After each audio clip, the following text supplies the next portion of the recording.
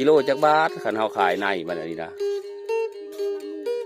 กิโลละ 10,000 บาทปลาโทพี่น้องครับสบายดีพี่น้องป้องปายอ้ายใส่ยิงกล่าวทักทายสบายดีพี่น้องไปทางฝั่งซ้ายสปปลาวพี่น้องทางโซนยุโรปแล้วก็พี่น้องประเทศไทยบ้านเฮาน้องพี่น้องเนาะทักทายสบายดีพี่น้อง FC นะครับทั้งผู้ใหม่และก็ผู้เก่าขอบคุณขอบเจอพี่น้องป้องปายคู่คนที่ไปมาเป็นกำลังแรงโมกำลังแรงเจอดูยูเซอร์นะครับสำหรับคลิปนี้ขออนุญาตพาพี่น้องกลับเข้ามาที่สวนมะเขือเทศขายเมล็ดหรือว่าขายในคือเก่ามาเบิ่งว่ามะเขือเพิ่นสุกหรือยังฮานาพี่น้องตอนนี้นะครับตามที่ผมเบิ่งหลายต้นหลายหน่วยก็เริ่มทีละมีสีสันของความสุกเริ่มสุกแล้วก็มียังมีสุกก็มีนะพี่น้องพอดีถามเจ้าของสวนเพื่อนว่าเราได้เริ่มเก็บมือเลยเพื่อนว่ามืออื่นโหนาละเฮา QC เนาะ QC ละเฮามาตรวจแล้วก็จะได้อนุมัติว่าจะได้เก็บหรือเปล่ามันมีหน่วยสุกเลยได้พี่น้องเลยมันมีหน่วยสุกแล้วมะเขือเทศขายในขายเมล็ดก็เป็นเลยที่สุดยอดมากและก็เป็นอีเมล็ดพันธุ์นี้ทางต่างประเทศต้องการน้อยใหญ่ได้พี่น้องเลยเบิ้งผมละท่ายให้พี่น้องเบิ้งแต่ว่าไม่ได้จับตองของเพื่อนได้พี่น้องเลยห้ามจับห้ามต้องแต่ว่าถ่ายได้นะครับเบิ้งได้ถ่ายได้ห้ามจับแค่นั้นนะครับเบิ้งหน่วยนะครับโอ้หน่วยง่ายดีทำโอ้จักเลยเดินเลยเนาะพี่น้องถึงเราได้เห็นแบบต้องท่ามือเพื่อนนั้นมือเพื่อนปิดเบิ่งกว่างามมะลิง่ายลีพี่น้องเลยมะเขือเทศอันนี้ป้อทุกต้นแต่ละหน่วยครับอันนี้โอ้ยต้นแต่ละหน่วยเหลือมสุกนี่ข้างนี้เหลือมสุกแล้วอดีพี่น้องเหลือมเหลืองได้พี่น้องเลยข้างลุ้มนะเหลือมเหลืองแล้วเหลือมสุกแล้วก็มีแถวนี้ละสุก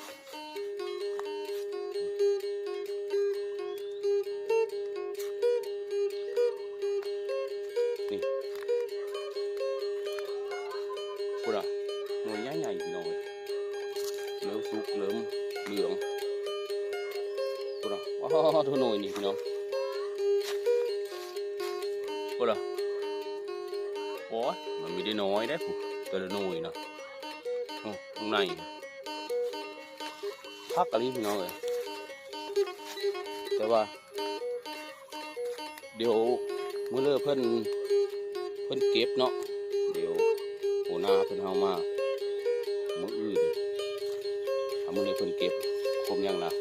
มาถ่ายให้พี่น้องเบิ่งอันนี้คือมะเขือเทศ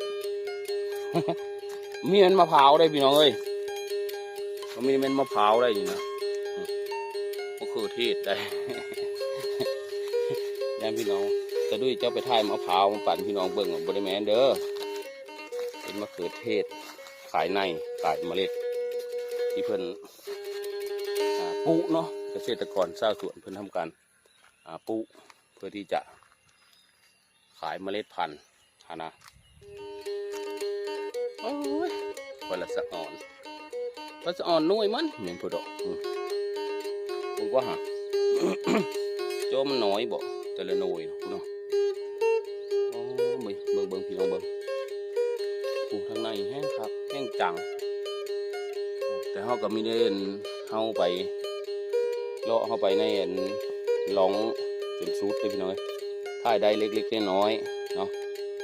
หยางเขาไปตามงามาคือเพิ่นฮักงานเฮาอีกนะ โอ้ก็ มาถ่ายคือผมว่าแล้วมันไม่มีสาระอะไรนะครับไม่ได้มีสาระแต่ถ่ายเพื่อเบิ่งว่านี่คือมะเขือเทศใหญ่ที่เกษตรกรผู้ปลูกหรือว่าผู้ผลิตเมล็ดพันธุ์เพิ่นทำการปลูกนะเพิ่นทำการปลูกผลงานของเกษตรกรไทยส่งต่างประเทศอีกคือเก้าพี่น้อยหน่วยใหญ่ๆสมะพร้าวนี่ เดี๋ยวอันนี้ตอนนี้คือมันยังอยู่ในต้นนะเพื่อนยังตัดออกมาพี่น้องอาจจะยังมองไม่เห็นภาพแต่ถ้ามือเลยอาทิเกษตรกรเพื่อนทำการ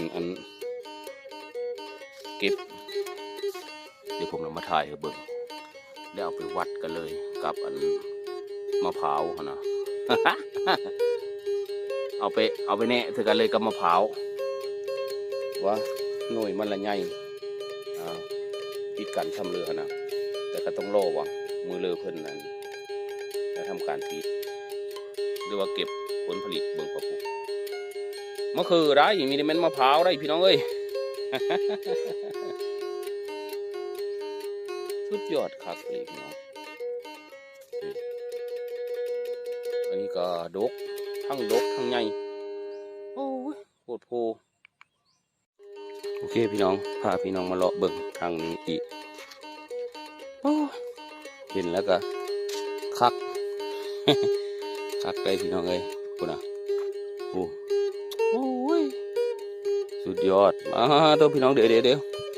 เห็นเลยต้นนี่คุณอ่ะโอ้โหเบิ่งหน่วยสุกก็มีหน่วยใหญ่ง่ายอะไรพี่น้องเลยนี่ก็บ้าเอาคุณอ่ะถึงดีอยู่ได้แต่เขาไม่ได้จับเลยพี่น้องเอ้ยห้ามจับเขาเป็นเด้ห้ามจับนะ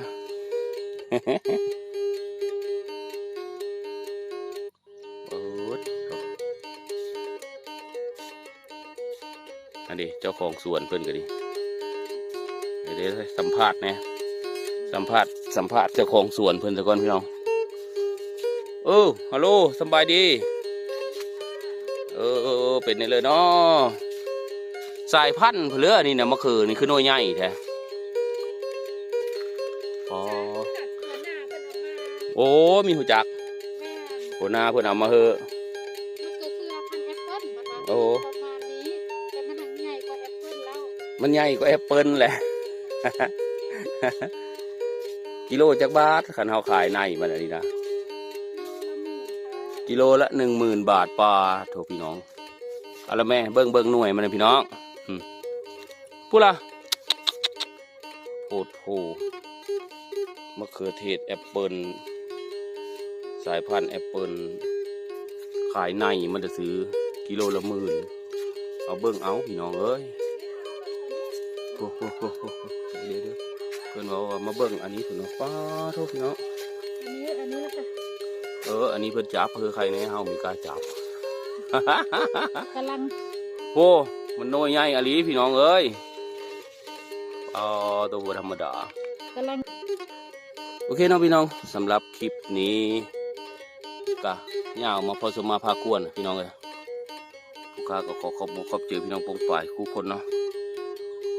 ที่แบบมาเป็นกำลังแรงกำลังเล่นเจอดียูเซอร์นะครับ